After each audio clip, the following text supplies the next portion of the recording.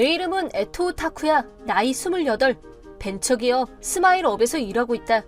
대학 졸업과 동시에 입사해서 올해 근속 6년째이다. 작은 기업이지만 실적이 꾸준히 상승해서 내 월급도 평균 샐러리맨보다는 조금 많은 편이다. 하지만 나는 이 정도에서 만족하고 싶지 않다. 좀 더 분발해서 이 회사를 더 큰 회사로 만들고 싶다. 때문에 지난 6년 동안 곁눈질 한번 하지 않고 오직 일에만 집중했고 회사의 실적 상승에도 공헌해왔다. 내가 이러는 데는 대학 시절 경험했던 어떤 비참한 일이 기폭제가 되었기 때문이다. 대학교 4학년이 되고 얼마 안 돼서의 일이다. 하루미, 나 있잖아. 제1지방 기업에서 내정받았다. 정말 너무 잘됐다. 다른 애들은 아직인데 너 진짜 대단하다. 내 주특기가 프로그래밍이잖아. 이걸 발휘할 수 있는 벤처기업이야. 야, 너무 신나. 나 빨리 출근하고 싶어. 그럼 그 회사 이름이 뭐야? 스마일업이란 데야. 스마일? 나 처음 들어보는데? 거기 큰 회사야? 아니, 세워진 지 아직 3년밖에 안 된 작은 회사야.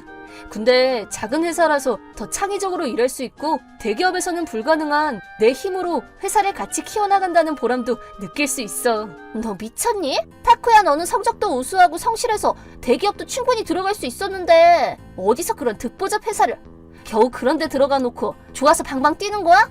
어이없어. 뭐야? 야, 그런 말이 어디 있어. 지금이라도 늦지 않았어. 대기업에서 프로그래밍 할 수 있는데 얼른 다시 찾아봐. 요즘 같은 시대에 돈, 안정, 그런 게 대체 얼마나 중요한지 몰라서 그러니? 솔직히 다들 대기업 취직해서 고수입 보장받으려고 피 터지게 공부해서 인류대학 들어온 거잖아. 아닌데? 나는 내가 존경하던 프로그래밍 교수가 이 학교에 있어서 여기 들어온 거야. 만약 그 교수님이 다른 대학에 있었으면 그 학교 갔을 거야. 이름은 어디든 상관없어. 멘붕이야. 네 인생 플랜이 뭔지 좀 더 일찍 물어봤어야 하는 건데 이게 뭐야. 최악이야 정말. 너 아까부터 왜 이렇게 흥분이야? 굳이 대기업 안 가도 내가 하는 일은 자기 능력에 따라 수입은 얼마든지 보장받을 수 있어. 우리 아빠는 자기 사업하다가 폭망한 대표적인 케이스야. 집은 빚더미에 올라앉았고 아빠는 증발해버렸어. 덕분에 엄마는 낮이고 밤이고 뼈가 부서지게 일해야 됐어. 나도 필사적으로 공부해서 장학금 받으면서 여기까지 왔다고. 돈 때문에 비참해 본 적이 없는 사람은 아마 죽어도 이해 못할 거야. 야, 나 그런 얘기 지금 처음 들어. 네가 그렇게 힘들게 사는지 몰랐어. 당연한 거 아니야? 자기 흑역사를 아무리 친해도 다 말할 수는 없는 거야. 아무튼 나는 그딴 이름도 모르는 중소기업에 취직하는 건 월급도 보잘것없고 얼마 못 가서 도산하고 백수로 전락할 게 뻔하고 재취업도 보장 안 될 거고 재취업했다 쳐도 그보다 더 못한 회사 겨우 들어가서 그런 레벨에 맞춰서 살 거란 얘기랑 똑같다고 봐. 그러니까 너는 이 다음에 대머리에 젓가락처럼 빼빼 마른 홈리스가 돼서 구걸이나 하면서 살 거라고. 내 눈엔 그게 훤히 다 보인단 말이야. 네가 아버지 사업 실패로 힘들게 살았다는 건 알겠는데 나한테 한 얘기는 그냥 저주 아니냐? 그리고 나는 절대 대머리 안 될 거라고 미용사가 그랬어. 내 모공 최상위 1등급이라고 했단 말이야. 그러거나 말거나 내 알 바 아니고 너라면 성적도 좋고 성실해서 대기업 문제 없을 것 같아서 고수입 확실하다고 진지하게 고민하고 사귀고 있었던 건데 그게 이유였다고? 나한테는 중요한 문제야. 내 인생 최고 황금기 대학 시절을 너한테 온전히 투자했는데 폭망이야. 너 말이야, 거울 보고 네 얼굴 자세히 들여다본 적은 있니? 냉정하게 말해서 너 못생겼어. 그렇다고 키가 큰가? 너 같은 애랑 사귄 내 지난 시간에 대해서 위자료라도 받아내고 싶은 심정이야. 나는 겉모습으로 사람을 판단하거나 하지 않아. 그리고 내 키는 아직 더 클 수 있을지도 모르잖아. 남자들 성장기는 23살에 끝나. 너 앞으로 1년 안에 10cm 더 클 수 있어? 안 되잖아. 고급 ATM에 연구 취직된다고 생각하고 다 참았던 거야. 근데 이게 뭐냐고. 네가 그런 계산을 하고 있을 줄은 몰랐다. 너 완전히 돈독이 오른 애였네. 그게 뭐? 여자는 미모, 남자는 돈. 해이한 시대에서부터 내려오는 남녀의 사회적 신분을 최대한 발휘하려는 것뿐이야. 나는 너하고는 오늘로 끝이야. 헤어져. 잘 가라. 성실 근면 빼면 시체인 어글리 쇼다리 멍청아. 그렇게 해서 밝고 명랑하고 착하던 하루미는 그날 이후로 내게 있어 욕의 돈독 마녀로 전락하고 말았다. 나의 대학 시절은 대부분 하루미와 보냈고 그 시간들은 모두 행복한 기억들 뿐이었다.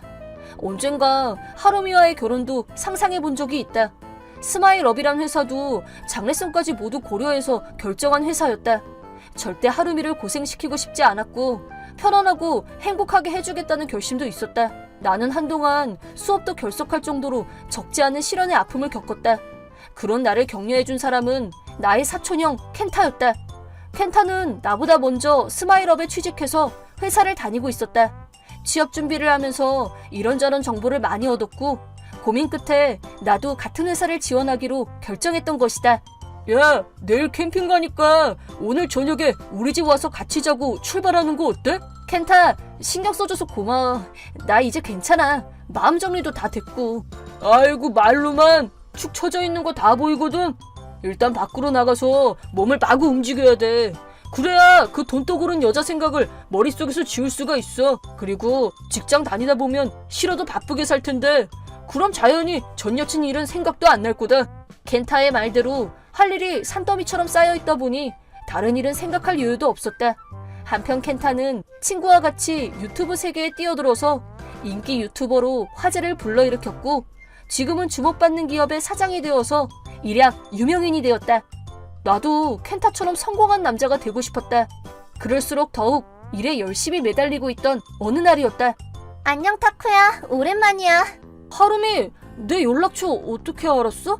대학 친구들 수소문했지. 그건 중요한 게 아니고. 그래서 무슨 일로 연락했어? 너 아직도 그 별 볼 일 없는 회사 다닌다던데 사는 꼴이 말이 아니겠다. 길거리에서 쓰러져 죽진 않았나. 생존 확인이나 한번 할까 하고. 그런 쓸데없는 일까지 걱정을 하게 해서 미안하네. 날마다 열일 중이라 죽을 새도 없었다. 하여간 입만 살아서 끝까지 네가 잘했다 이거지? 저기 나 다음 달에 결혼하는데 결혼식 안 올래? 뭐라고? 전 남친을 왜 자기 결혼식에 불러? 머리가 이상한 게 틀림없다. 머리가 이상한 게 틀림없다. 내가 신랑이라면 정말 불쾌하고 화날 것 같은데 신랑도 오케이 했다는 거야? 둘이 쌍으로 머리가 이상한 거야. 초대하면서 라인 내용은 왜 이리 공격적이야? 그래도 한 줌 남아있던 하루미에 대한 옅은 미련마저도 산산이 사라졌다. 일반적으로 결혼식에 전 남친을 부르면 신랑이 싫어하지 않냐? 나도 불편해서 절대 참석하고 싶지 않다. 그게 아니라 딴 남자랑 행복한 모습을 보는 게 싫은 거 아니야? 다른 대학 친구들 다 부르는데 너만 빼놓기가 불쌍해서 연락한 것 뿐이니까 깊게 생각할 필요 없어. 그리고 울 남편은 워낙 자상하고 스케일이 커서 전 남친이 왔다고 해서 동요할 사람이 절대 아니거든. 초대장은 본가로 보내놨어. 아무튼 나는 안 간다고 분명히 말했다. 아 참, 축의금 낼 돈이 없을 수도 있겠다. 그런 거라면 내가 이해해줄게. 아, 내가 알던 밝고 따뜻하고 예쁜 하루미는 정말 욕의 돈독 마녀로 변해버리고 말았구나. 나도 이렇게까지 무시를 받고 가만히 있을 수만은 없었다. 이렇게까지 뻐기는 하루미를 보고 대체 어떤 남자인지 남편을 직접 보고 싶다는 생각이 들었다. 그래 좋아. 까짓거 못 갈 것도 없지. 축의금 낼 테니까 걱정 붙들어 매고. 그래, 진짜 그럴 것이지. 결혼식 날 보자. 하루미와의 대화를 마치고 머리를 쥐어뜯고 있는데 켄타한테서 전화가 걸려왔다. 혹시 돈독한테서 연락 없었어? 왔었어. 그걸 어떻게 알았어? 너랑 학년은 달라도 나도 같은 학교 다녔잖아. 서클 통해서 돈독한테 결혼식 초대장이 왔더라고. 혹시나 너한테도 연락하지 않았을까 싶어서 물어본 건데 내가 한 발 늦었네. 얼마나 거창한 결혼식을 하길래 켄타한테까지 보내? 혹시 참석할 친구가 없는 거 아니야? 친구 없다의 한 표. 근데 나는 신랑한테도 초대장 받았어. 사업상 아는 사이거든. 거래처야. 나야 켄타하고 같이 가는 거면 마음이 한결 편하지. 결혼식장엔 켄타와 동행했다. 그쪽에서도 나하고 켄타가 친척이라는 걸 알았는지 같은 테이블에 배치해줬다. 신랑은 IT 대기업에 다니는 사람답게 동정업계에 근무하는 걸로 보이는 사람들이 하객으로 많이 참석했다. 신부인 하루미 쪽 하객은 대부분이 친척이나 친구들로 보였다. 하객 수도 별로 많지 않았다. 그래도 호화 호텔에서 열리는 결혼식답게 식장은 화려하게 꾸며져 있었다.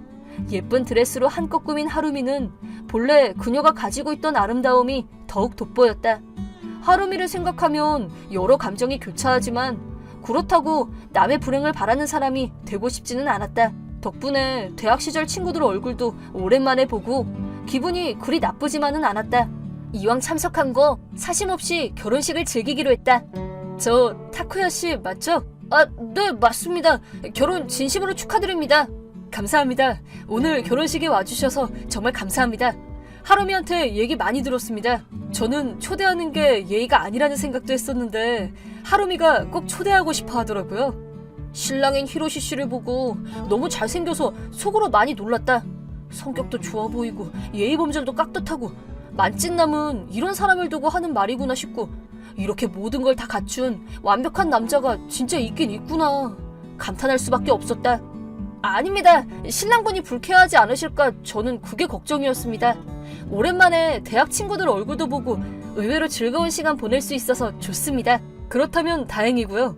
알고 보니 타쿠야 씨는 켄타 씨와 친척이시더라고요. 켄타 씨 회사와는 좋은 협력 관계로 거래하고 있어요. 기회가 되면 타쿠야 씨 회사 얘기도 들어보고 싶습니다. 아, 예, 그러셨군요. 그렇다면 영광입니다. 한참 찾았는데 여기 있었네. 우리 남편하고 얘기하고 있었니? 결혼 진심으로 축하한다. 우리 남편 완전 멋있지?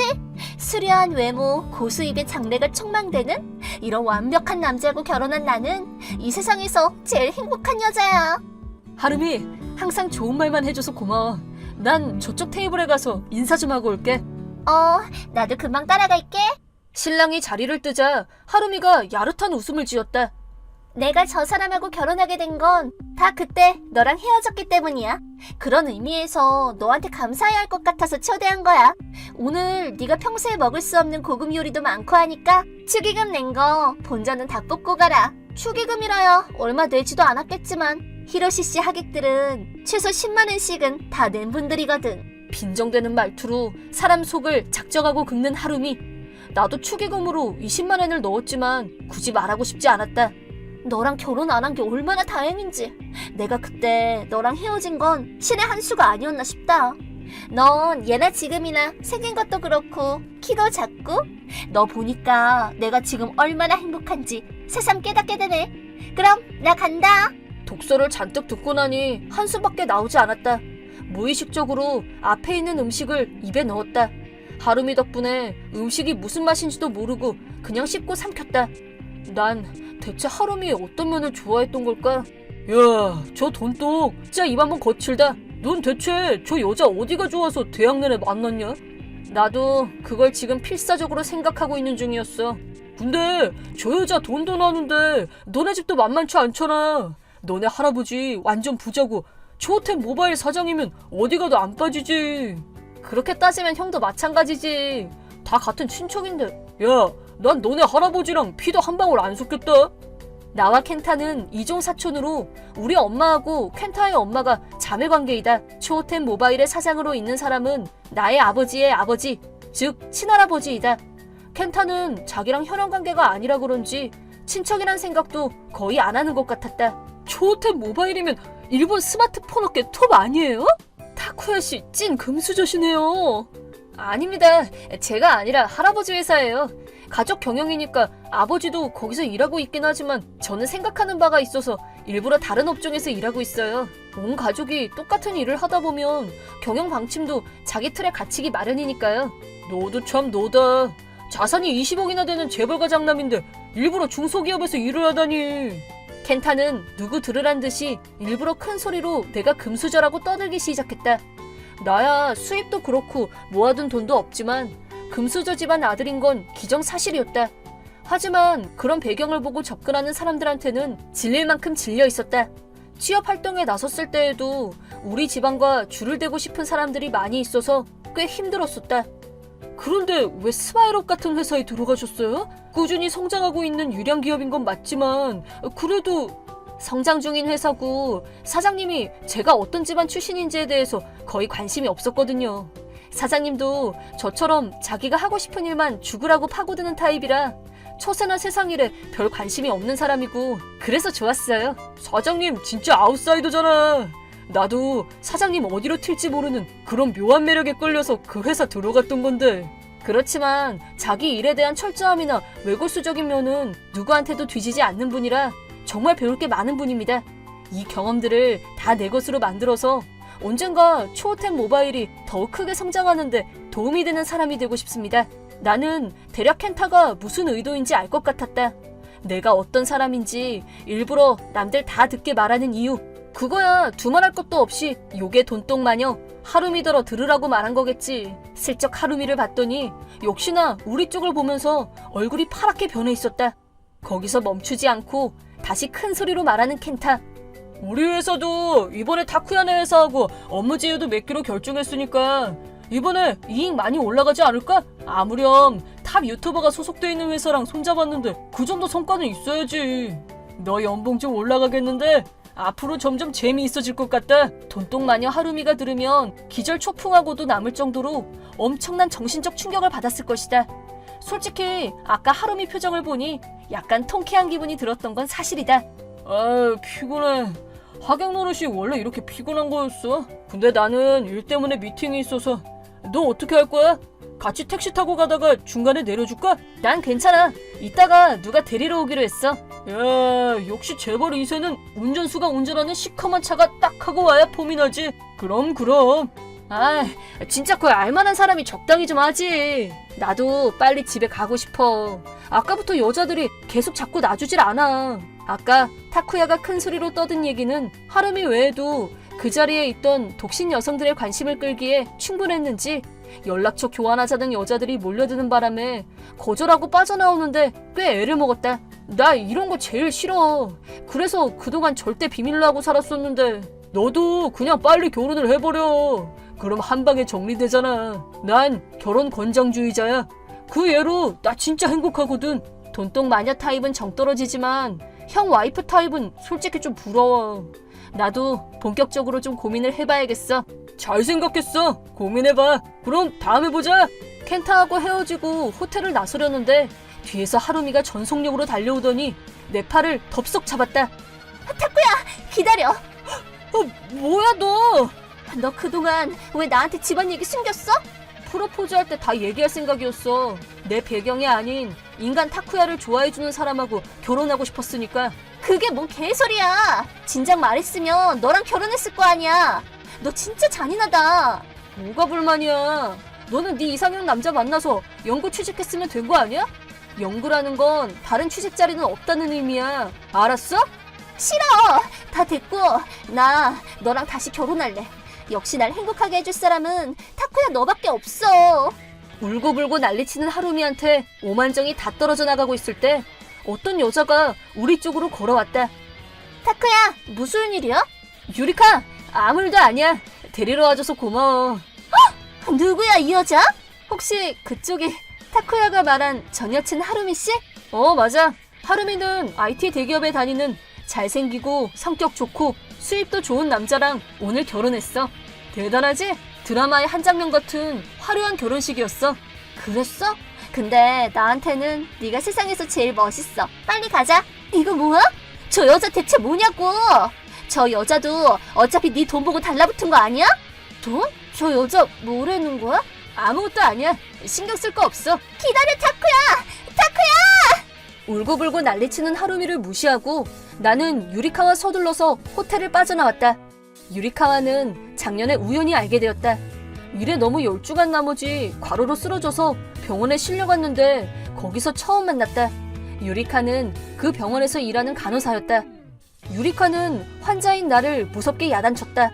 건강은 그 무엇과도 바꿀 수 없다.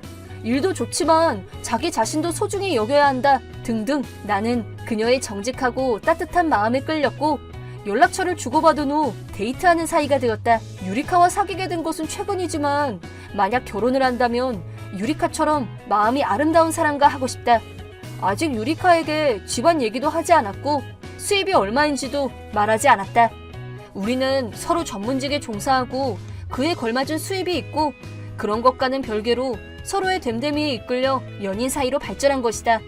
가난한 집안 형편이 싫어서 돈에 집착하게 된 하루미의 내력도 이해를 못하는 건 아니지만 하루미는 사람을 돈으로 평가하려 들었다. 그래서 결국 요게 돈똥마녀로 변해버린 거라는 생각이 든다. 어떤 면에서는 불쌍하다. 타쿠야 씨 진짜 능력이 뛰어나시네요. 우리 회사로 스카우트하고 싶을 정도예요. 별 말씀을요. 좋은 조건으로 계약해주신 거 정말 감사드립니다. 결혼식에서 알게 된 하루미 남편 히로미 씨와는 기업 간에 거래를 하는 사이가 되었고 좋은 관계를 맺고 있다. 하지만 하루미와 히로시 씨는 1년도 되지 않아 이혼을 했다. 하루미는 내가 다니는 회사며 우리 집안을 샅샅이 조사해서 연봉과 자산을 데이터로 분석하고 그 결과를 히로시 씨에게 보여주면서 이거보다 더 많이 벌 자신 있어?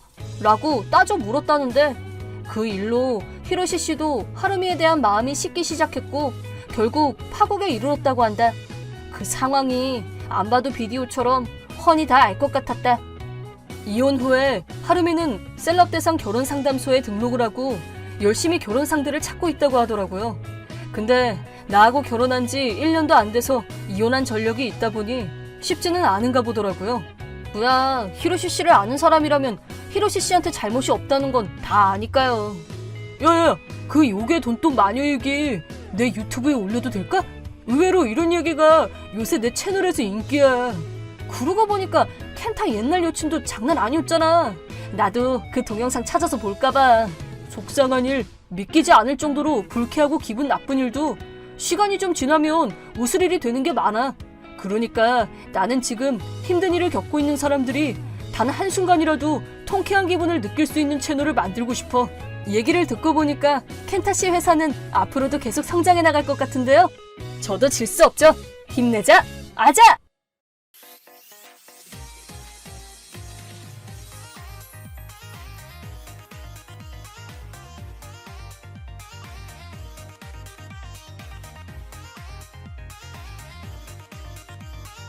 내 이름은 미야노하라 케이. 요리와 바느질이 특기여서 주변에서는 여성스럽다고 많이 듣고 있습니다. 중학교 때부터 육상 경기부에서 활동한 영향으로 대학에서는 육상 동아리를 들어가서 이어서 하고 있었고 스포츠 과학을 배워서 지금은 트레이너로서 일하고 있습니다. 모토 클래스 수준의 육상 선수를 지도한 경험도 있는 등 생활에 충실하게 살고 있습니다. 하지만 고등학교 때는 정말 흑역사였습니다. 집에서는 없는 취급을 당했었죠. 레이, 오늘 생일이네. 16살 생일이구나. 축하한다. 엄마 아빠 고마워. 생일 선물로는 뭐가 갖고 싶니? 뭐든 사줄게. 나 그럼 엄청 성능 좋은 컴퓨터가 갖고 싶어.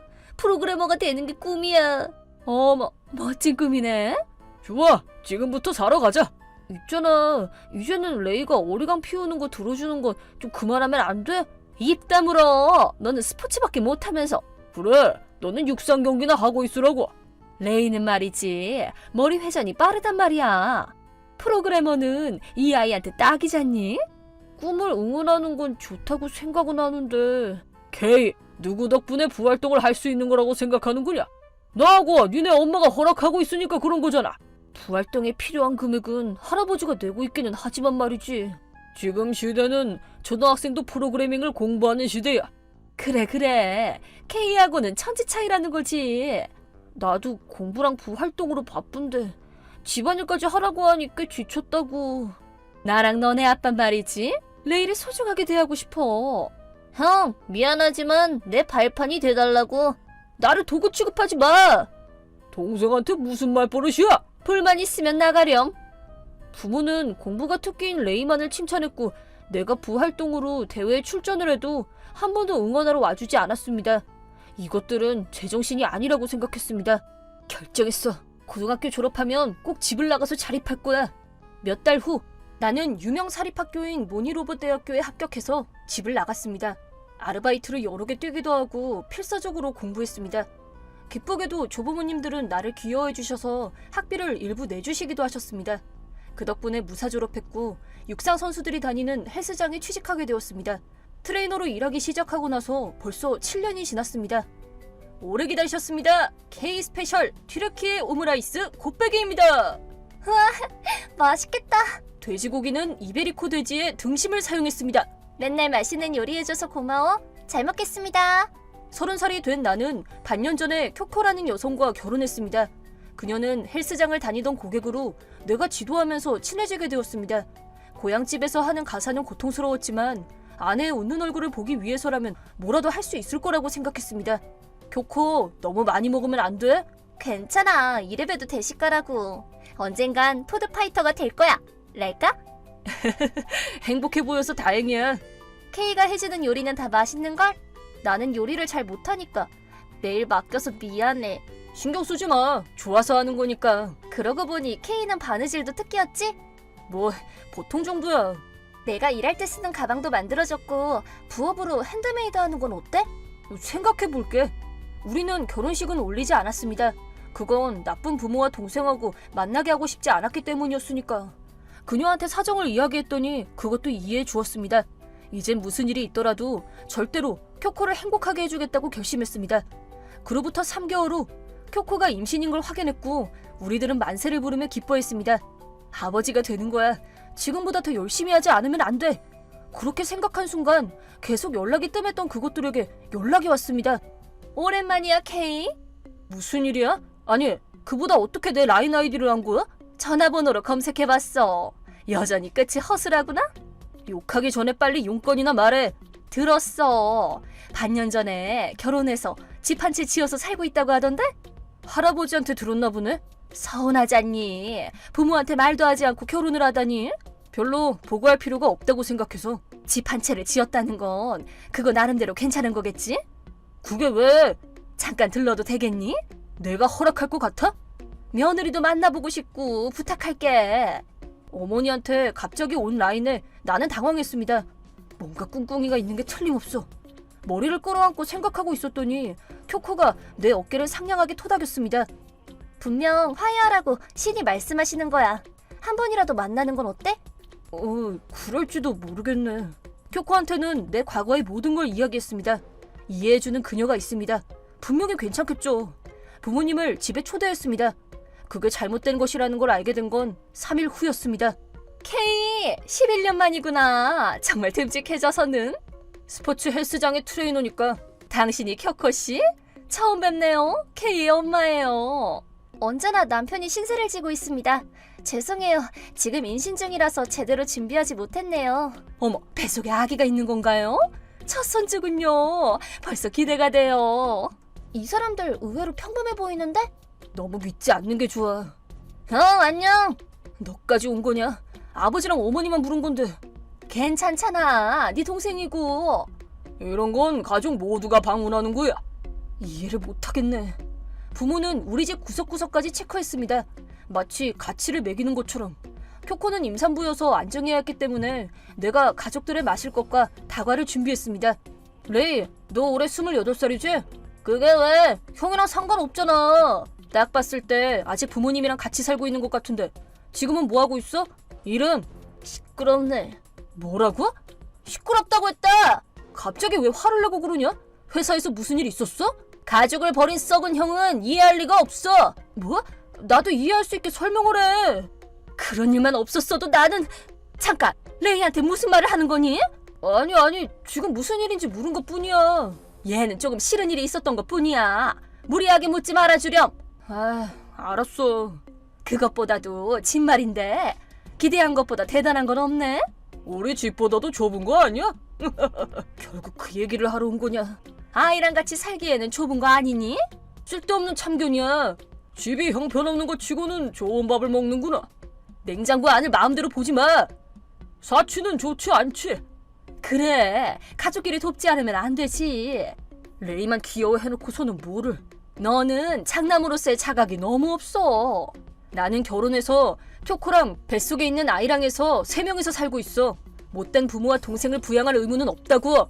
어머, 30살이나 되어서는 변명이라니 보기 흉하다 얘.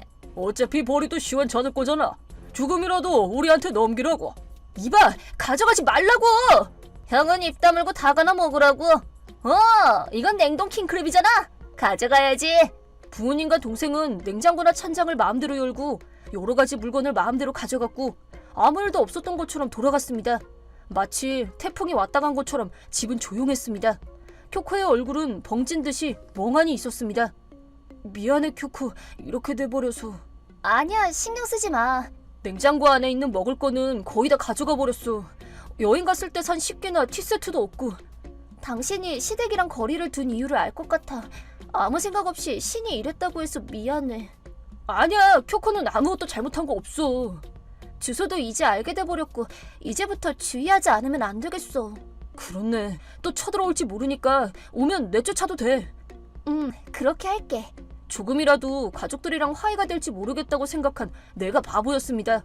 집을 나갈 때까지도 나를 없는 취급한 녀석들이었습니다. 양심적인 뭔가를 기대한 사람이 잘못이라고 생각했습니다. 쿄코의 임신을 알게 된 지 얼마 안 되기도 했고 다음에는 절대로 만나게 하고 싶지 않았습니다. 안정기에 들어가면 뭔가 대책을 강구해야겠습니다. 그렇게 생각한 것도 잠시, 이번에는 상상 이상의 트러블이 발생하고 말았습니다. 여보세요, 쿄코? 일하는데 미안해. 잠깐 괜찮아? 괜찮아, 무슨 일 있어? 산부인과에서 정기검진을 받고 돌아왔는데 열쇠가 안 맞아서 집에 들어가지를 못하고 있어. 뭐? 그것뿐만이 아니야. 집 앞에 시부모님 차가 서 있어. 뭐? 무슨 소리야? 밖에서 안을 살폈더니 집안에 누가 있는 것 같았어. 아마 시부모님이랑 도련님이 계신 것 같아. 거짓말이지? 어떡해? 쿄코는 우선 카페에라도 가서 기다리고 있어. 내가 부모님한테 전화해서 무슨 일인지 들어볼게. 응, 알았어. 어머니! 누군가 했더니 너니? 시끄럽네. 어떻게 우리 집에 침입한 거야? 어머, 쿄코 씨한테 들은 거니? 방금 검사받고 돌아온 것 같아. 집에 들어가려고 하니까 열쇠가 안 맞는다고 하잖아. 미안해. 둘한테는 비밀로 하고 여벌로 열쇠를 만들어 놨거든. 여벌 열쇠? 그리고 이 집은 우리들이 받아서 살도록 할게. 웃기지 마. 납득할 수 있을 리가 없잖아. 이쪽은 속 깊은 사정이 있다고. 뭐? 레이는 프로그래머로 한번 취직한 적이 있단다.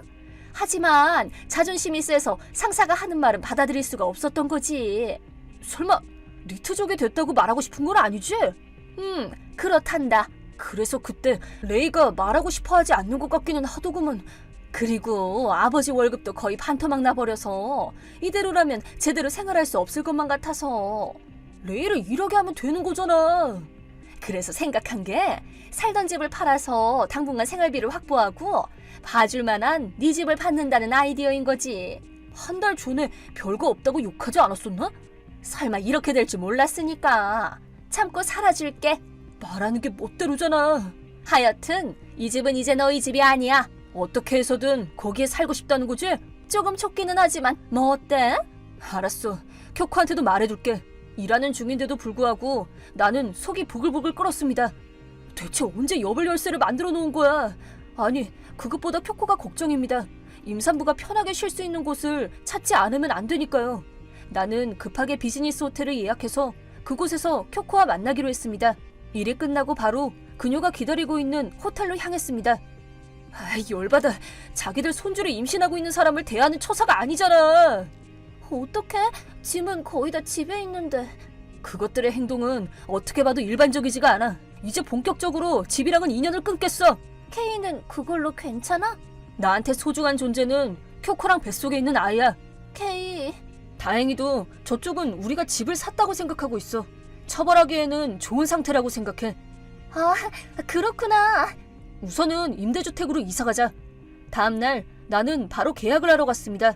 임대주택은 의외로 쾌적하고 이거라면 쿄코도 편안히 지낼 수 있을 것 같았습니다. 절대로 용서 못해. 이글이글거리는 감정을 드러내면서 반격의 준비를 했습니다.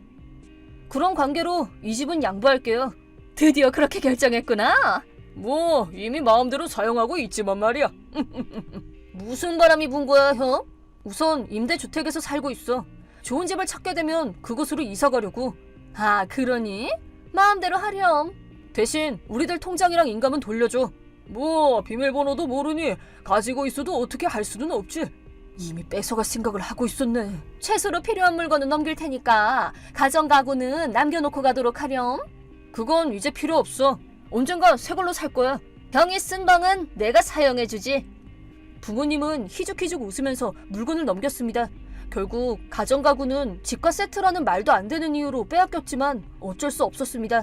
그리고 이들은 딱 한 가지 엄청난 착각을 하고 있었습니다. 나는 그걸 말하지 않고 집을 뒤로 했습니다. 그리고 가족이 행복하게 있는 상태로 반격은 시작되었습니다. 케이 좀 도와줘. 시끄럽네. 뭐야?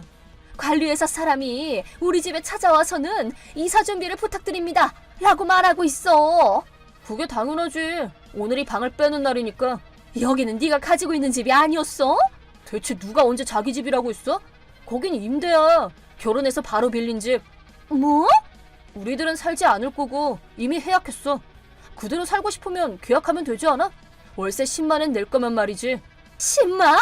그렇게나 많이? 나랑 쿄코 수입이 어느 정도 된다고. 지금 그건 상관없잖아. 어떻게 좀 해봐. 그렇게 말한다고 해도 이제는 더 이상 관계가 없어서. 뭐라는 거야? 어머니는 알 수 없는 말로 소리친 뒤 바로 전화가 끊어졌습니다. 그리고 바로 관리회사 사람에게 연락이 와서는 가족분들이 눌러앉아 있어서 정리를 할 수가 없습니다. 라고 말했습니다. 근처 카페에서 기다리고 있던 나와 쿄코는 바로 집으로 향했고 쩔쩔매는 가족을 무시하고 짐을 정리해서 도착한 트럭에 차곡차곡 넣었습니다. 이봐, 왜 트럭이 집 앞에 있는 거냐? 당연히 짐을 새로운 집으로 옮기기 위해서지. 기다려! 마음대로 가져가지 마! 이것들은 전부 우리가 월급으로 산 물건들이야. 내 호의를 전부 사용하게 해준 걸 까먹은 거야? 형, 이런 짓을 하고도 용서받을 수 있을 것 같아? 경찰에 신고한다. 웃지 마! 신고라니. 오히려 네가 신고당해야 되는 거 아니냐? 어떻게 보면 주거침입죄니까 말이야. 어머니한테는 말씀드렸지만 여기는 임대고 내 집이 아니야. 좀 더 빨리 말하라고! 그쪽이 멋대로 생각한 거지 알려줄 의무도 없잖아. 이 멍청한 놈이! 나는 고등학교를 졸업하고 모니로봇대학교에서 엄청나게 열심히 공부해서 지금은 스포츠 선수를 도와주는 측에 있어. 쿄코라는 멋진 여자를 만나서 행복하게 잘 살고 있었어. 케이, 이 이상 방해한다면 정말로 용서하지 않을 거야. 덤으로 쫓겨나서 발생한 자금에 대해서는 전부 청구할 거니까. 뭐라고? 잠깐 기다려, 케이! 이야기하면 이해해 줄 거지? 응? 호텔비, 임대주택비, 그리고 이 집의 청소비용까지 손해배상으로서 정식으로 청구할 거니까. 이런 비싼 돈 지불할 여유는 없어. 그래, 우리는 가뜩이나 월급이 반으로 줄었는데. 몰라, 거기에 있는 니트족이 일하면 될 거라고 생각하는데 나는 일하지 않을 거야. 누군가의 밑에 있더니 그건 말도 안 되지. 도와달라고 해도 내 알 바 아니야. 오늘부로 너네랑 가족의 연을 끊겠어. 본인들이 알아서 하라고. 그럼 이만. 그 후 손해배상에 대한 금액은 제대로 계좌로 송금되었습니다. 아마 차라든지 그 외에 팔 수 있는 거는 전부 팔아서 지불한 것이겠죠. 아버지는 마침내 정리해고 대상이 되어서 무직이 되었다고 합니다. 친가에 의지하려고 했지만 사정을 들은 조부모는 우리 집 문턱을 넘지 마라 하고 거절했습니다. 거의 없는 돈으로 지어진 지 50년 이상 된 오래된 주택에서 살게 되었다고 합니다. 돈 때문에 가족끼리 싸움이 잦아서 주변에서 민폐를 끼치는 모양입니다. 게다가 레이가 범죄에 손을 벌려 편의점에서 협박을 한 결과 체포되었고 내 예전 가족은 구렁텅이로 떨어졌습니다. 한편 나랑 쿄코는 우와, 세상에서 제일 예쁜 아기잖아. 참, 아기가 놀라서 울잖아. 미안. 건강하게 태어나줘서 다행이야. 의사도 순산이라고 말했잖아. 병원에 도착해서 바로 나왔는걸? 여자아이니까 이름을 생각해야겠네. 그렇지. 마이라고 짓는 건 어때? 당신 이름이랑 울림이 같기도 하고 말이야. 마이, 좋은 이름이네. 좋아, 크면 배가 터지도록 손수 요리해서 줄게. 바느질 솜씨도 더욱 늘겠는데? 스포츠 만능인 아이로 자라면 전속 트레이너가 될까? 미래 올림픽 선수를 목표로! 임대주택에서 새로운 집에 이사가고 나서 몇 달 후 쿄코는 건강한 여자아이를 출산했습니다. 내 손가락을 꼭 잡는 그 몸짓이 너무나 귀여워서 눈에 넣어도 아프지 않을 것만 같았습니다. 게다가 나는 예전 가족의 연락처는 차단했고 새로운 집은커녕 근무지도 알려주지 않았습니다. 갑자기 쳐들어올 걱정도 없으니 말하지 않아서 천만다행입니다. 이날 나는 진정한 행복을 손에 넣은 듯한 느낌이 들었습니다. 우선 새로운 생명이 태어난 걸 기뻐하려고 합니다.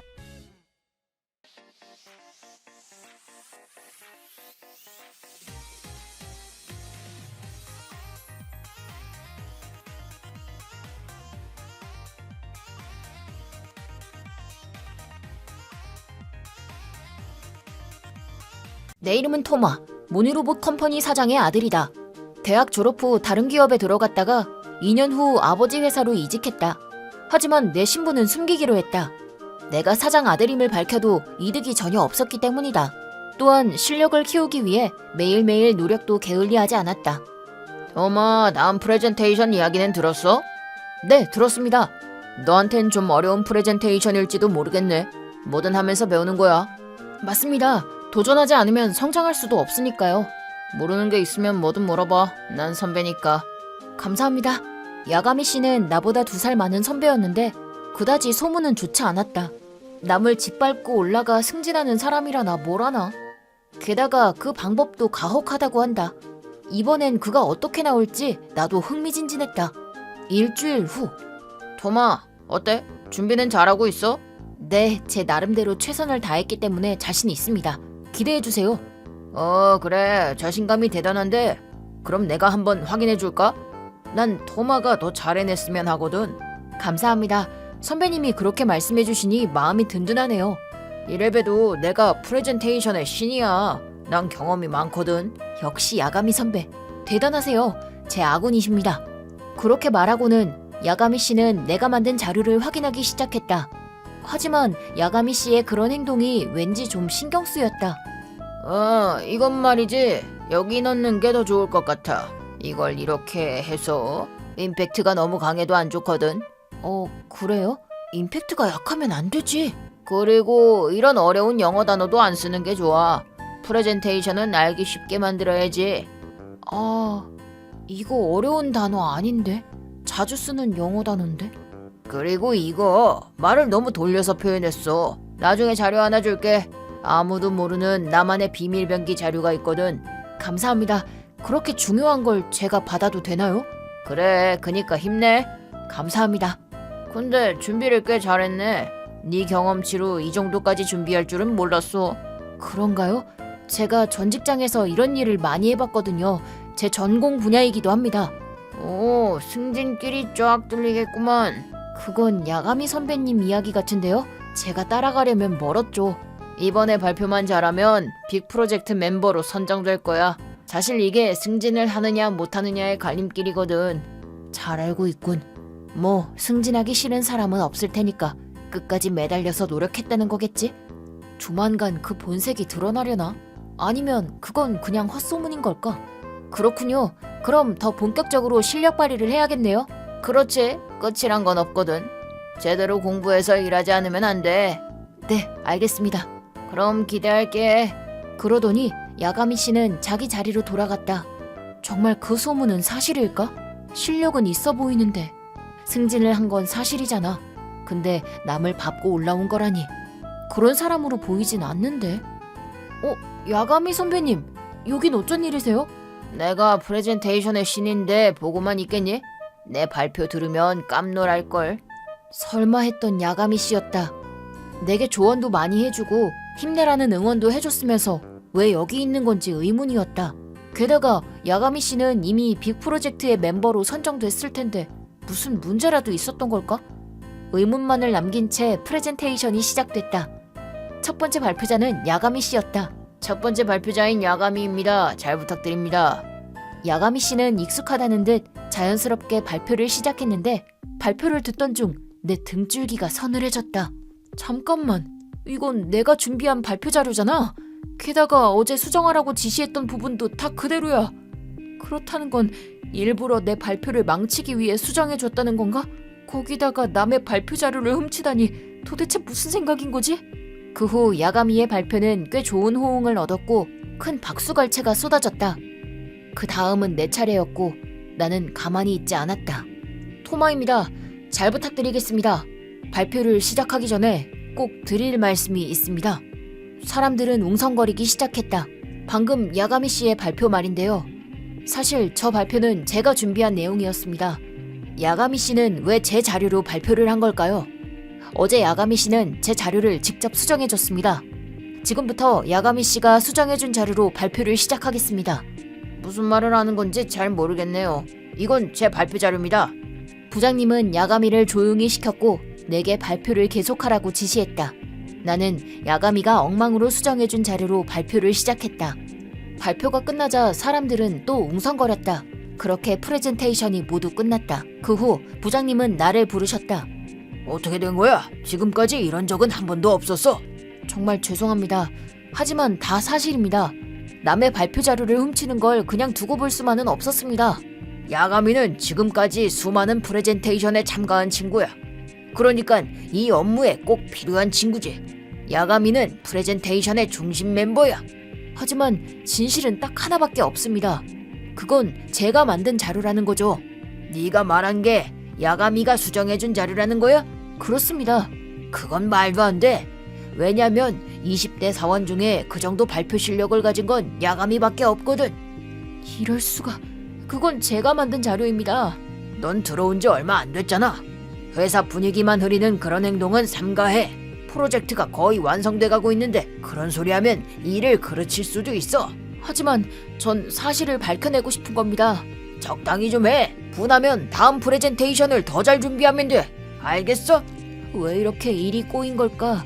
부장도 귀찮은 일엔 나 몰라라였다. 이게 바로 야가미의 정체였을 줄이야. 하지만 물러설 수는 없었다. 이런 식으로 피해를 본 사원들은 많았을 것이다. 무슨 수를 써서라도 내가 사실을 밝혀내겠어. 진심으로 분했지만 일단은 다음 프레젠테이션을 준비하기로 했다. 토마, 어제 발표는 좀 심하더라. 실망이야. 아, 야가미 선배님, 모리타 선배님, 너 왜 그랬어? 야가미는 프레젠테이션의 신이라고. 알고 있습니다. 그 능력자가 네 자료를 뺏어갔다고 하면 누가 믿어주겠어? 뭐 신입이 머리 굴린 거지. 난 신이니까 이번 일은 없던 일로 해줄게. 맞아, 저런 애송이 녀석 상대해봤자지. 사실은 딱 하나입니다. 넌 아직도 그 얘기야? 머리가 이상해진 거 아닐까? 진짜 이상한 게 누군데? 두고 보라고. 이런 놈 상대하지 말고 빨리 밥이나 먹으러 가자. 배고파. 가자. 야가미와 모리타는 소문이 안 좋기로 유명한 콤비였는데 같이 붙어 다닐 때가 많았다. 유유상종일지도. 대체 그때의 야가미는 어디로 사라진 걸까? 믿고 의지할 수 있었던 야가미 선배는 어디로? 이렇게 돌변했다는 건 그 소문이 사실이었음을 입증해주는 것이었다. 한 달 후, 프레젠테이션 준비는 잘 돼가? 물론입니다. 당연하지. 이번엔 기대하는 게 좋을 거다. 틀림없이 승리는 내 것이니까. 확인해 보시겠어요? 나는 일부러 글을 떠봤다. 네 자료 확인해 주다가 또 트집 잡히면 어떡해? 나 이제 너 안 도와줄 거야. 미안. 괜찮습니다. 꽤 자신만만하네. 네가 무슨 말을 해도 안 통할 거야. 여기선 내가 센터거든. 쓸데없이 힘 빼지 말라고. 저는 그렇게 생각하지 않습니다. 너도 참 특이한 놈이구나. 전 직장에선 뭘 한 거야? 회사에 대해서 일도 모르는 것 같은데 일단 회사 돌아가는 것부터 공부하는 게 어때? 과연 그럴까요? 멍청한 놈은 멍청한 만큼 노력해야 돼. 안 그럼 낙오되거든. 그런 놈들 내가 한 트럭은 봐왔어. 과장이 좀 심한데? 그런 놈들을 한 트럭이나 봤을 리가. 멍청한 놈은 멍청한 만큼이라 말한 대로 돌려드리겠습니다. 한심하다 한심해. 시간이 아깝군. 제가 좀 바빠서 이만 실례하겠습니다. 진짜 재수없네. 일 못하는 놈들이 꼭 바쁘다고 난리치더라. 멍청하긴. 나는 야가미의 뻔뻔함에 질리고 말았다. 프레젠테이션 당일 나는 내 발표 자료에 자신만만해 있었다. 하지만 이 자리에서 큰 사달이 날 게 뻔했다. 야가미 이놈. 나는 마지막에 발표하기로 했다. 내겐 그 작전이 있었으니까. 그렇게 야가미의 차례가 왔고 발표가 시작됐다. 오, 시작한다. 이번에도 통으로 베꼈네. 뭐라고? 뭔 소리를 하고 있는 거야? 다들 웃음 참느라 힘들어 보인다. 웃으면 안 되는데 자꾸 웃음이 나와. 내 계획대로군. 야가미는 똥인지 된장인지도 모를 발표를 끝냈다. 그리고 부장님이 이야기를 시작했다. 대체 지금 발표는 뭐야? 누굴 바보로 하는 거야? 무슨 말씀이시죠? 그 자료 네가 만든 거 아니지? 무슨 말씀을 하시는 건지. 이건 제가 만든 자료입니다. 여긴 분명 영어로 표기된 부분인데 그걸 번역기로 번역하니까 말이 이상해졌잖아. 네? 네가 만든 거라면 이런 실수는 안 하겠지? 아니요, 그게 아니라 피곤할 때 만들다 보니 제가 실수를 했나 봅니다. 그뿐만이 아니야. 이 그래프는 뭐야? 전혀 상관없는 자료인데? 점점 창백해지는 야가미의 얼굴을 보고 나는 결국 웃음이 나왔다. 그렇다. 야가미의 프레젠테이션 자료는 내가 만든 것이었다. 야가미의 영어 실력이 약하다는 사실은 알고 있었다. 그래서 어려운 영어 문장을 마구 써놓고 아무 상관도 없는 자료를 넣어둔 것이다. 나는 완벽해 보이지만 엉뚱한 내용의 자료를 일부러 책상 위에 둔 채 점심을 먹으러 나갔다. 야가미는 그 기회를 놓치지 않았다. 다시 자리로 돌아왔을 땐 책상 왼쪽에 있었던 자료가 오른쪽에 놓여 있었다. 그 자료에 손을 댄 게 분명했다. 그걸 당당히 발표해버린 것이다. 게다가 자료가 엉망이라는 것조차 몰랐다니. 마지막으로 내 발표 차례가 왔다. 마지막으로 발표하게 된 토마입니다. 잘 부탁드리겠습니다. 마지막 차례여서 프레젠테이션을 듣는 사람들은 지루해했지만 난 보람을 느끼며 발표했다. 그렇게 발표가 끝났고 회의실 안은 박수 소리로 가득했다. 나는 이겼다고 확신했다. 야가미는 분한 얼굴로 나를 노려보고 있었다. 나는 야가미의 그런 얼굴을 처음 보았다. 토마, 너 대단한데? 어제 네 발표 완전 소문 다 났어. 무슨 소문이요? 야가미 걔 이번 발표 망했다며 다들 프레젠테이션의 신이 죽었다고 난리야. 저는 남의 발표 자료를 훔쳐 쓰진 않으니까요. 그래, 저번 프레젠테이션 때도 네 말이 맞았던 게 아니냐면서 야가미가 네 발표 자료를 훔친 거라고 소문났어. 아, 맞아요. 프레젠테이션 발표는 전 직장에서도 많이 해봐서 익숙합니다. 야가미가 그거에 눈독을 들인 거구만. 근데 이번 발표 내용은 완전 엉망이었다던데. 그건 어디서 훔쳐온 거지? 아, 사실 그것도 제 자료예요. 책상 위에 올려둔 걸 야가미 선배가 또 훔쳐간 거죠. 뭐? 네 거라고? 맞아요. 야가미 선배가 저번 발표 때 안 훔쳤다고 잡아떼길래 이번엔 어떻게 나올지 궁금해서 일부러 엉망으로 만든 자료를 놔둔 겁니다. 헐, 진짜? 그랬더니 야가미 선배 그 자료 그대로 발표하더라고요. 저도 설마 그걸 그대로 발표할 줄은 생각도 못했어요. 왜냐면 내용이 정말 엉망이었거든요. 야가미는 진짜 아무것도 몰랐던 거구나. 그걸 얼마나 고쳐서 사용할지를 기대했었는데 그 자료 그대로 썼다는 건 혼자서는 아무것도 못한다는 거죠. 그런 놈이 프레젠테이션의 신이라니 여태 잘도 우쭐대고 다녔구만. 그 자식이야말로 쓰레기네. 그놈 이름을 뜻풀이하면 8개의 신이잖아. 이번엔 무슨 신이 되려나? 돈의 신? 여자의 신? 아니면 거지의 신이려나? 겁나 웃겨. 모리타 선배님은 농담도 잘하시네요. 진짜 앞으로 남의 자료를 훔치는 일은 안 했으면 좋겠어요.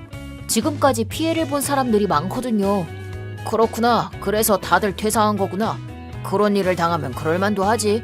야가미 선배는 어떻게 나올까요? 워낙 뻔뻔한 놈이라. 근데 진짜 진상이긴 하다. 토마, 넌 머리가 좋구나. 아니요, 별 말씀을요. 이번에 네가 한 발표 진짜 대단했어. 부장님도 너 정도의 스킬을 가진 녀석은 아무리 찾아도 없다고 그러시더라. 정말 감사합니다. 최연소로 네가 빅 프로젝트 멤버에 선발될지도 몰라. 만약 그렇게 된다면 네가 최초야. 아직 멀었습니다. 앞으로 해내야 할 일이 더 많은데요. 그렇게 간단한 일은 아니니까요. 기대되는데? 힘내. 야가미의 정체를 알아챈 모리타는 그와 선을 그었다. 그리고 야가미는 토마, 무슨 짓을 한 거야? 무슨 일이시죠? 저는 아무것도 한 게 없는데요. 시침이 떼지 마. 그딴 장난을 쳐놓고. 뭘 말씀하시는 거죠? 이번 프레젠테이션은 참 아쉬웠어요. 프레젠테이션의 신이 어쩌다 그런 실수를? 나랑 장난해? 이게 다 네가 꾸민 짓이잖아. 저는 아무것도 안 했습니다. 그럼 각자 힘내봅시다. 저 새끼가... 야가미의 소문이 회사에 쫙 퍼지자 회사에 다닐 수 없게 됐고 결국 자진 퇴사했다. 아무도 모르게 조용히 회사를 나간 모양이었다. 야가미는 타인의 노력과 결과를 훔치고 있었는데 그런 일이 있어서는 안 된다. 다들 필사적인 노력과 시간을 들여 열심히 만든 건데 무슨 일이 일어날지 모르는 게 인생이다. 그래서 더더욱 서로를 돕는 동료가 중요한 것이다. 사람은 사람을 배신하면 안 된다. 나는 소중히 할 사람들을 갈구하며 더욱더 정진해 나갈 것이다. 야가미가 지금 어디서 뭘 하고 있는지 아는 사람은 한 명도 없다. 하지만 마음을 고쳐먹고 진짜 프레젠테이션의 신이 됐으면 한다. 나는 그 후 빅 프로젝트의 멤버로 선정됐다. 23살로 가장 최연소 멤버였기에 모든 사원들은 놀라워했다. 그 기대에 부응하기 위해 더 열심히 노력해야겠다. 이렇게 되면 당분간 내가 사장의 아들이라는 사실은 감춰야 할 것 같다. 그 후 나는 여자친구도 만들지 않고 열심히 일만 했다. 지금은 믿음직한 부하도 생겼고 일의 소중함도 깨닫고 있다. 회사를 지켜내기 위해, 내 사람들을 지키기 위해 내 신념을 더 널리 알릴 수 있도록 노력할 생각이다. 지금은 이게 바로 인생이구나를 느낀다.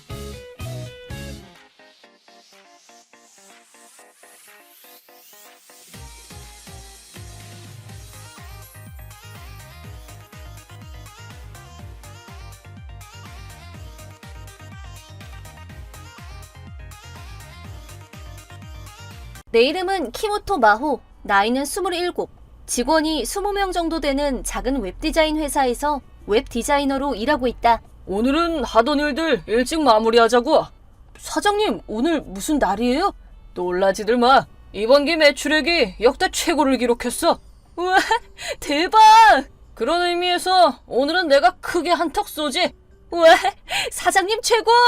오늘 우리가 로pon기 한번 뒤집어 보자고. 우와! 갈 사람 손들어. 저요! 키모토 씨도 갈 거죠? 아, 네. 사장님은 예전 버블 시대의 사고방식을 그대로 가지고 있는 사람으로 다른 사원들은 사장님의 스타일에 맞춰서 행동하지만 솔직히 나랑은 좀 안 맞는 편이다. 야마시타 선배님은 안 갈 거예요? 아직 일이 좀 남았어요. 야마시타가 언제 회식에 끼는 거 봤어? 그러게, 내 기억에 야마시타 씨는 한 번도 회식에 안 왔을걸? 어차피 와봐야 분위기만 다운될 거고. 하긴 분위기 못 맞추는 건 알아주지. 같이 있으면 옆에 있는 사람도 힘이 빠져. 참 특이하단 말이야. 입사 선배인 야마시타 씨는 올해 29. 일과 관련된 얘기 외에 다른 얘기를 하는 건 거의 본 적이 없다. 사람을 잘 못 사귀는 타입인지 보면 항상 혼자이고 막년회 같은 자리에도 한 번도 오는 걸 본 적이 없다. 뭐야, 야마시타는 오늘도 안 온 거야? 아직 일이 좀 남았다더라고요. 뭐? 또 잔업이야? 그게 일하는 게 좀 느려요. 커뮤니케이션 능력도 좀 떨어지고. 네, 걔는 사람하고 어울리는 걸 진짜 못해요. 술자리에서 어울리는 것도 사회생활의 일부란 걸 모르나? 그럼요. 술 마시면서 허심탄회하게 얘기도 털어놓고 완전 최고죠. 난 말이야, 술자리 덕분에 여기까지 온 거나 진배 없어. 역시 우리 사장님이십니다. 사장님은 원래 광고 대리점에서 영업을 담당하다가 독립해서 지금 이 회사를 차렸다. 그래서 지금도 사장님이 직접 계약을 성사시키는 일이 아주 많다. 하지만 웹 디자인의 실무에 관한 일은 잘 모르기 때문에 우리 같은 웹 디자이너들에게 꽤나 무리한 요구를 하는 경우가 종종 있다. 아, 어떡하지? 왜 그래 갑자기? 회사에 중요한 서류를 두고 왔어요. 그런 거면 내일 확인하면 되겠네. 그게 내일 아침 일찍 클라이언트한테 갖다 줘야 하거든요. 진짜? 죄송한데요. 전 회사로 다시 들어가 봐야 할 것 같아요. 알았어. 우리는 여기서 적당히 즐기고 있을게. 네, 그럼 전 이만. 서류를 가지러 회사로 돌아갔을 때 사무실엔 아직 불이 켜져 있었다. 어? 야마시타 선배님! 왜 여기 있어? 중요한 서류를 깜빡해서요. 그랬구나. 근데 선배님, 이 시간까지 일하셨어요? 어? 벌써 10시예요. 시간이 벌써 이렇게 됐네. 선배, 완전 워커홀릭이세요. 제가 뭐 도와드릴 거 없어요? 아니야, 다 끝냈어. 선배님, 아직 저녁도 안 드신 거 맞죠? 점심은요? 설마 점심부터 아무것도 안 먹고 일만 하신 거예요? 그러다가 몸 상해요, 진짜. 그러게. 안 되겠어요. 저랑 같이 밥 먹으러 가요. 어? 저도 아까 회식 갔는데 밥도 못 먹었거든요. 그랬구나. 그래서 저도 지금 배가 고프거든요. 그렇게 해서 야마시타 선배와 같이 밥을 먹으러 가게 됐다. 하지만 입사일에 야마시타 선배와 밥은커녕 사적인 얘기를 나눠본 것도 오늘이 처음이었다. 회사에서는 늘 조용한 사람이고 일 때문에 꼭 필요한 것 외에는 말을 해본 적이 없었는데 막상 대화를 해보니 의외로 잘 통하고 얘기도 재밌게 잘하는 사람이라는 걸 알게 됐다. 그리고 그것보다 더 의외였던 것은 앞머리가 유난히 긴데다 안경까지 쓰고 있어서 그동안 잘 몰랐었는데 이렇게 가까운 거리에서 얼굴을 자세히 보니 의외로 꽤 잘생긴 훈남이란 걸 알게 되었다. 그날 이후로 나는 야마시타 선배에게 조금씩 끌리기 시작했고 가끔씩 선배를 도와서 야근을 하고 난 후 같이 밥을 먹으러 가는 기회를 만들기도 했다. 나 오늘 끝나고 소개팅 있어. 무슨 소개팅을 그렇게 자주 해? 소개팅은 나의 힘! 뭐든지 적당히 하는 게 좋다고 했다. 이거 오늘까지 다 끝내야 하는 거였어? 난 절대 못 도와줘. 미카미, 한 번만. 나 오늘 에스테 예약했단 말이야. 그럼 할 수 없지. 야, 야마시타! 꼭 아쉬운 일 있을 때만 야마시타 찾더라. 저기 부탁이 있는데. 뭔데? 이 안건 말인데 실은 오늘 안에 다 해야 하거든. 근데 내가 오늘 진짜 중요한 약속이 있어서. 그래. 그래서 말인데 네가 좀 대신해주면 안 될까? 그러지 뭐. 진짜? 살았다. 저도 좀 도와드릴까요? 아니야, 오늘은 괜찮아. 야마시타 선배를 지켜보면서 한 가지 깨달은 게 있다면 이 사람 저 사람한테 자기가 안 해도 되는 일을 부탁받으면서도 거절하는 적이 없고 그렇다고 자기 일이 적은 것도 아닌데 정말 업무량이 살인적으로 많다는 사실이다.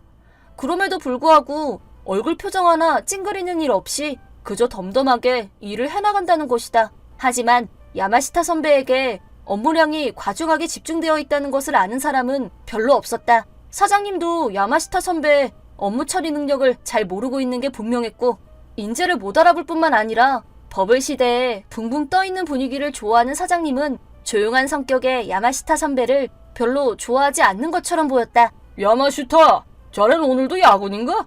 네, 아직 일이 다 안 끝나서요. 시간 안에 일을 끝마치는 것도 중요한 능력 중에 하나야. 죄송합니다.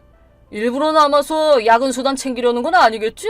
그런 거 아닙니다. 앞으로 월 40시간을 초과하는 야근에 대해서는 야근 수당 지급 안 할 거니까 그렇게 알아.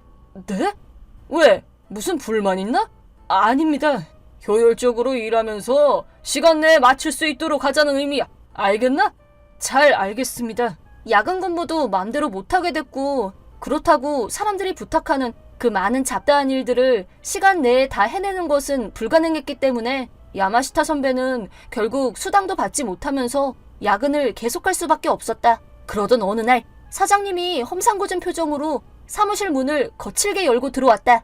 이 안건 담당한 사람 누구야? 무슨 일 있으셨어요? 이거 오늘이 마감 마지막 날이잖아. 네? 마감일이 지났는데 디자인 제출도 안 하고 연락 한마디 없었다는데 어떻게 된 거야? 죽었다.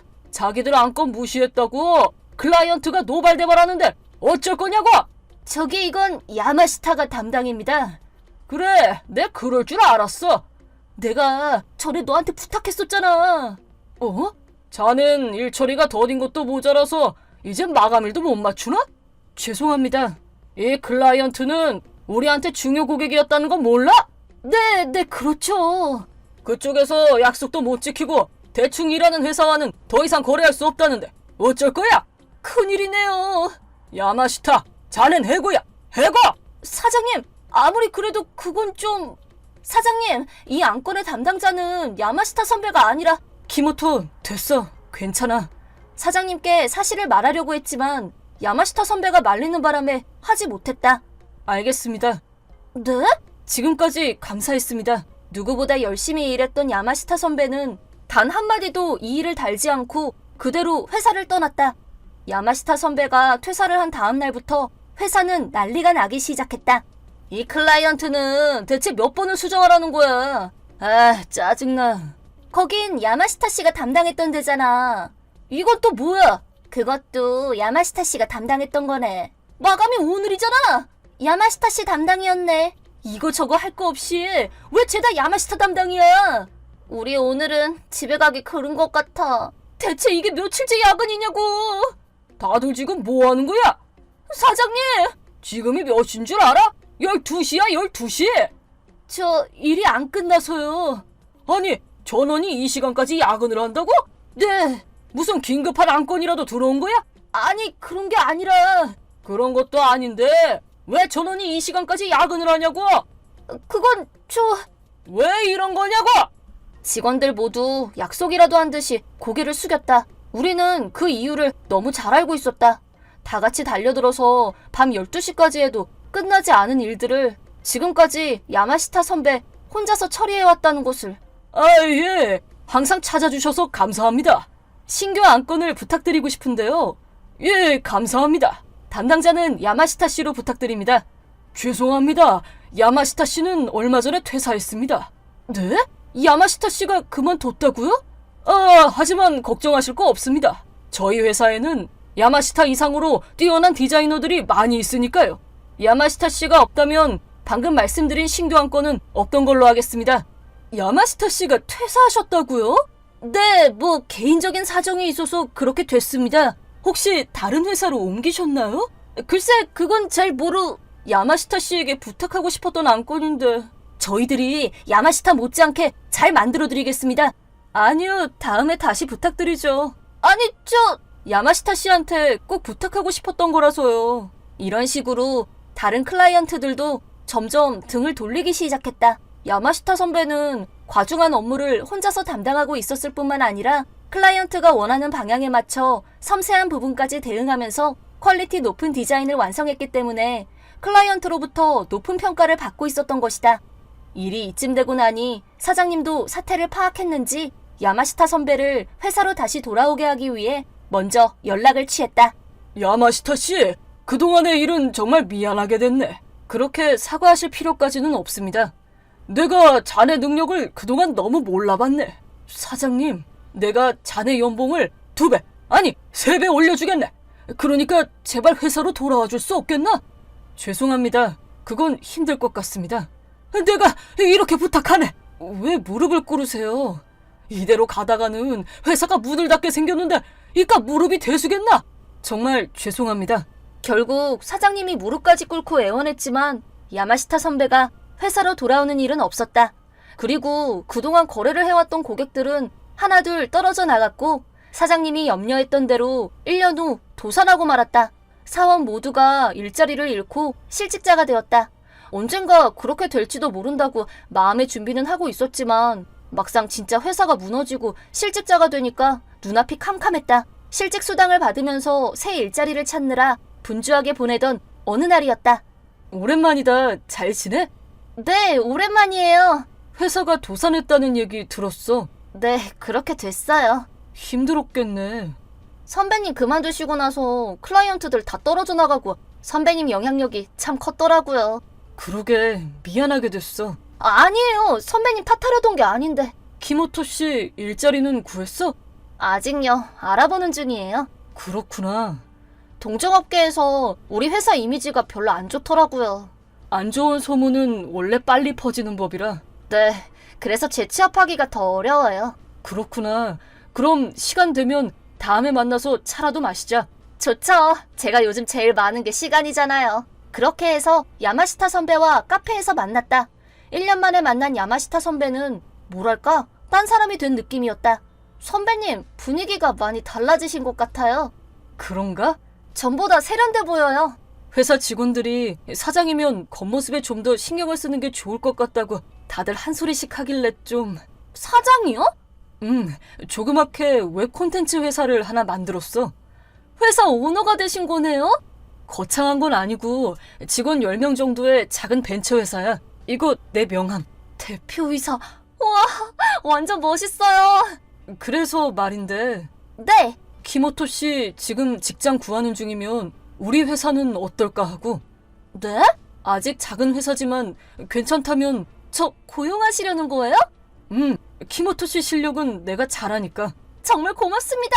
야마시타 선배는 퇴직 후 자기가 직접 벤처 회사를 만들었다. 그러자 그 소문을 들은 예전 클라이언트들이 먼저 야마시타 선배에게 연락을 했고 주문이 밀려들고 있다고 한다. 나는 야마시타 사장님 회사로 재취업을 하게 됐다. 그리고 그로부터 다시 1년 후 100년 가약을 맺으면서 공적이자 사적인 완벽한 파트너가 되었다.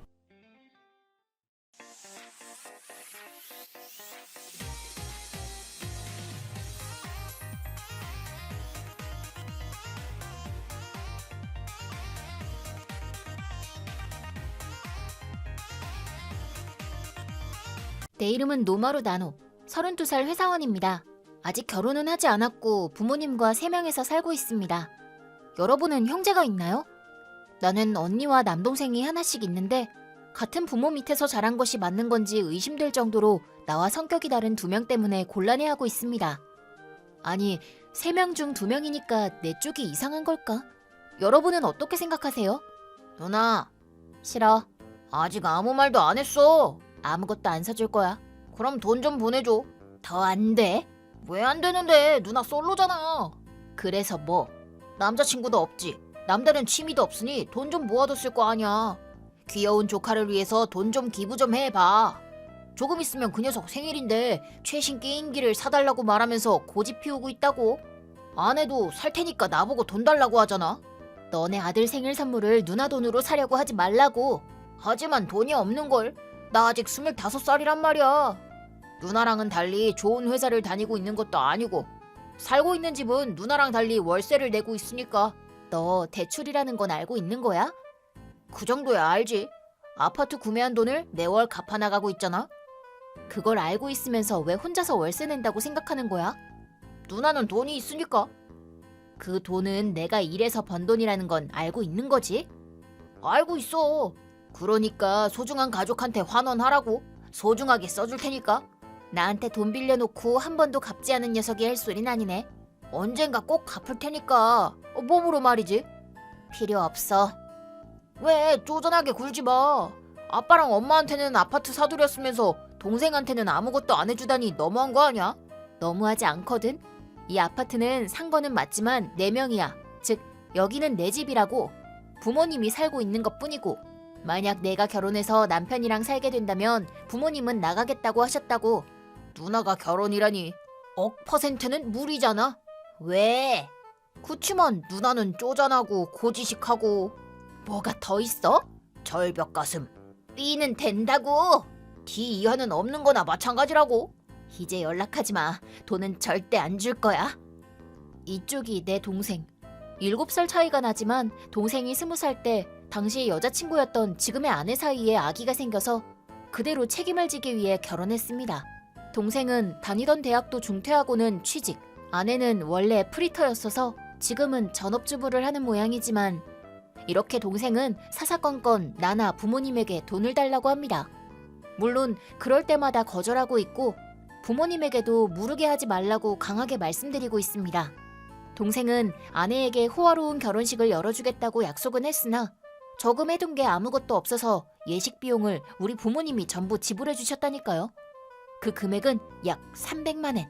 게다가 신혼여행 비용까지도 받아놓고는 역시 가져야 하는 건 돈을 대주는 좋은 부모님이지.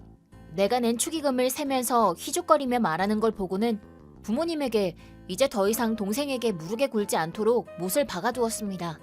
결혼하고 한동안은 동생도 돈을 달라고 하지 않았습니다. 거절당할 걸 알고 있었기 때문입니다. 하지만 내가 이 아파트를 사고 부모님과 이사 오고 나서부터 다시 돈을 달라고 하기 시작했습니다.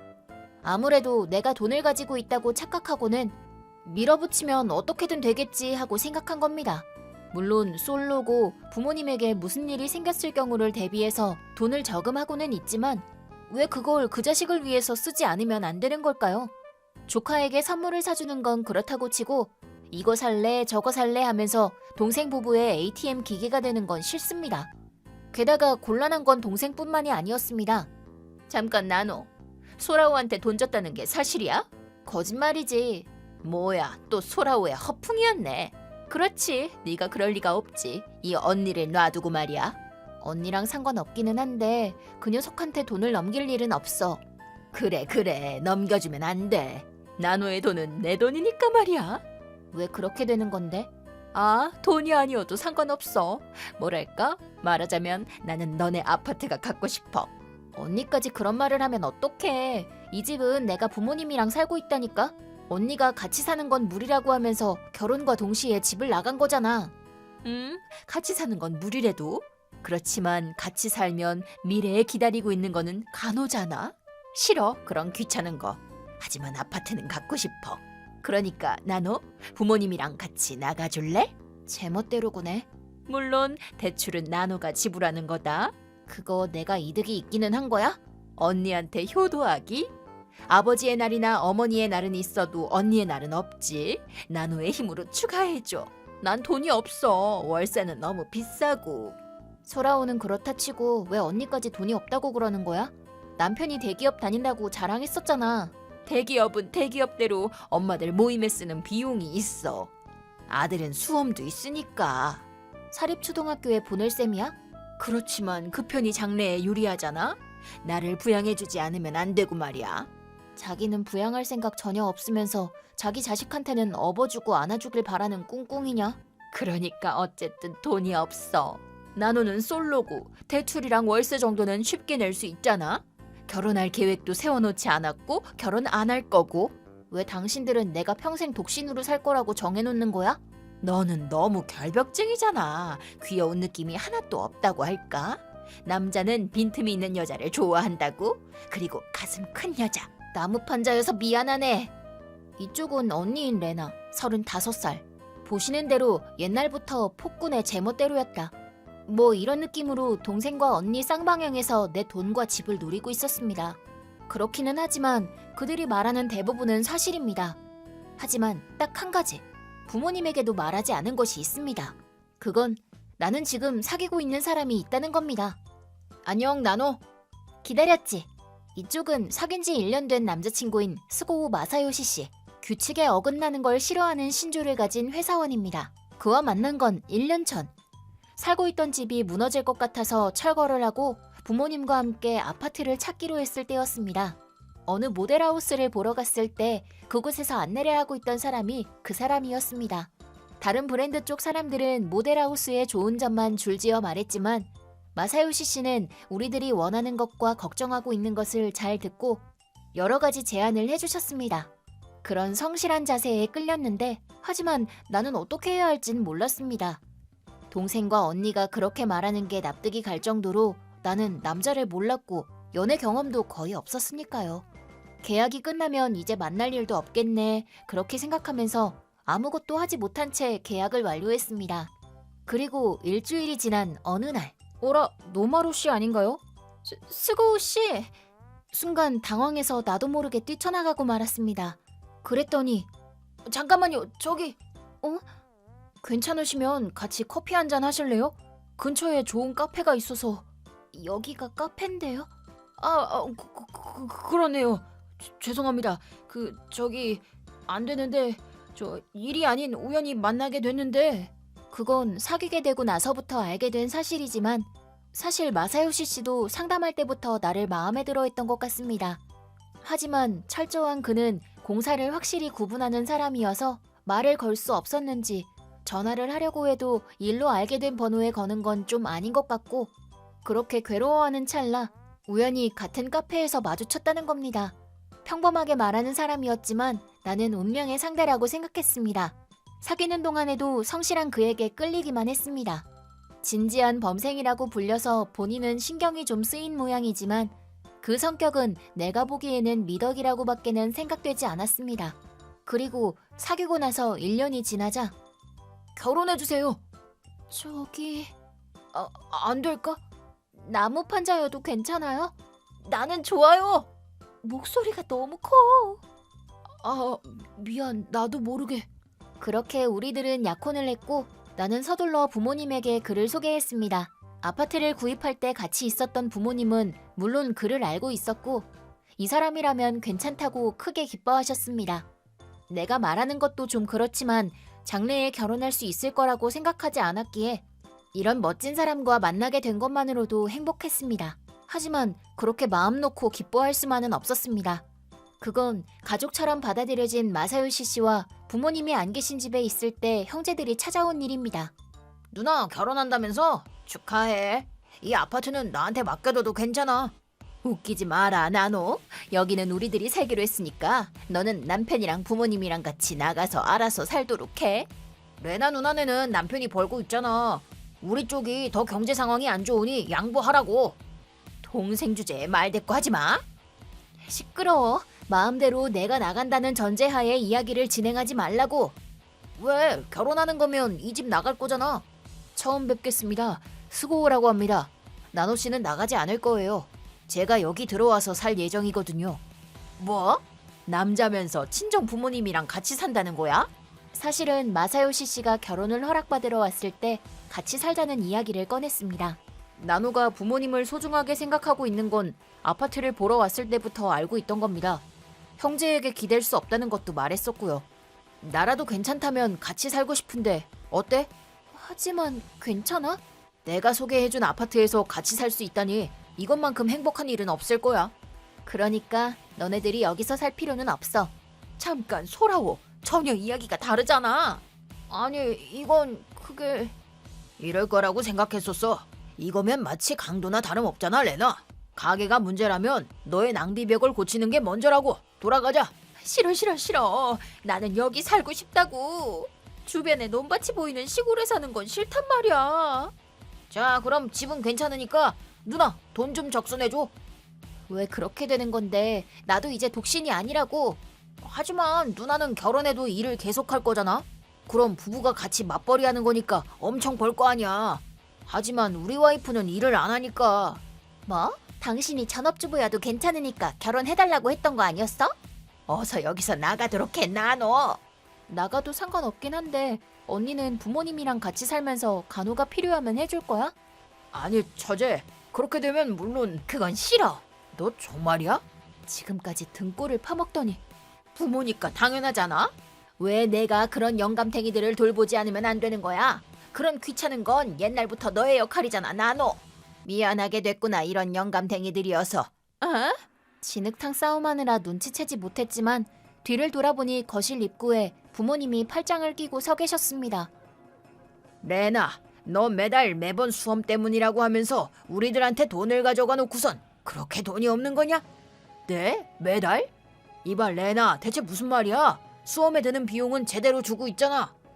그걸로는 부족해. 여러 가지로 쓸 데가 있어서. 엄마들 모임에선 비싼 차 모임을 한다든지. 조용히 해, 닥쳐. 돈이 모이지 않는다고 생각했더니 그거였냐? 소라오, 네가 돈이 없는 건 파친코에 박혀 있으니까 그런 거 아니니? 이전에도 아내한테 들키면 죽어라고 눈물 흘린 게 어디 살던 누구더라? 뭐? 당신 또 파친코 간 거야? 대박 터질 거라고 생각했다고. 승리의 여신이 나를 향해 웃고 있었단 말이야. 몇 번을 말해야 알아듣는 거야. 파친코는 절대로 고객이 이익을 가져가지 못하도록 돼 있다니까. 파친코가 이득을 내기 위해서는 그렇게 돼 있다고.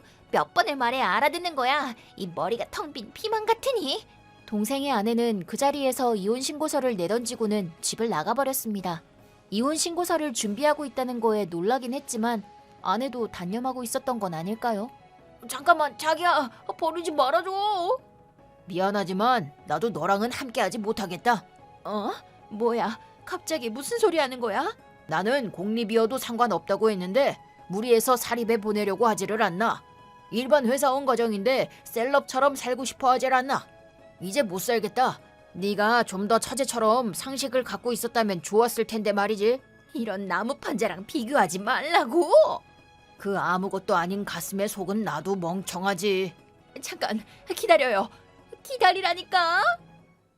이걸로 우리에게 돈을 달라고 하진 않겠지. 나노, 지금까지 미안했다. 지금부터 번 돈은 자신과 가족을 위해 사용해서 행복해지려무나. 멋진 가족을 만들자, 나노. 응. 지금까지 동생에겐 누나였고 언니에겐 동생이었으니까 제대로 하지 않으면 안 된다는 긴장감이 있었는데 그게 사라지는 순간이었습니다. 그 후 동생도 언니도 상대에게 버림받아서 이혼이 성립되었습니다. 동생 쪽은 아내가 친정으로 돌아가서 혼자 살게 되었습니다만 그때까지 아내가 전부 해줬던 가사를 전부 자신이 하지 않으면 않게 되어서 쓰레기방이 되기 일보 직전이라고 했고 한편 언니는 수험을 치르게 하려고 했던 아이의 친권을 남편에게 빼앗겼다고 합니다. 언니의 경제 감각이 지나치다는 건 알고 있었지만 그것만으로 아버지가 친권을 가져가는 건 어렵다고 생각했었는데 아무래도 그 후 남편이 흥신소에 의뢰해서 조사한 결과 언니가 호스트 클럽에 다니면서 육체 관계까지 맺었다는 것을 알게 됐고 그 서류로 친권을 다퉜다고 합니다. 그러니 부모님을 등쳐먹고도 돈이 부족할 만한 거죠. 덧붙여 말하면 나는 예정대로 마사요시 씨와 결혼을 하게 되었고 지금 뱃속에는 새로운 생명이 자라고 있습니다. 부모님께서도 마음을 써주시기도 하고 매일매일이 평화로운 나날입니다. 이 행복을 소중히 생각하고 싶습니다.